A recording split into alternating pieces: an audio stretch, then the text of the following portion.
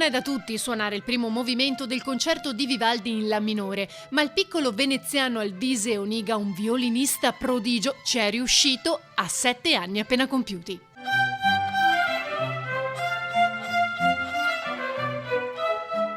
Vincitore di ben 8 concorsi musicali internazionali, gli ultimi 2 pochi giorni fa a Treviso e Belluno, Alvise sognava di suonare Vivaldi nella sua Venezia e l'ha potuto fare grazie all'OVI, il laboratorio Orchestra Venezia, alla Scuola Grande di San Giovanni Evangelista, accompagnato da una parte dell'orchestra giovanile veneziana. Sono molto felice di essere qua a Venezia a suonare Vivaldi in La minore con la maestra Paola e la maestra Caterina e con questa bellissima orchestra. Il Love non è nuovo a iniziative a sostegno dei giovani musicisti. Ed è diventata una realtà del territorio veneziano molto importante, raccoglie circa una cinquantina di studenti che vanno dai 13 fino ai 24 anni e raccoglie anche così degli amatori un po' più avanti con l'età ma che magari hanno avuto un trascorso musicale.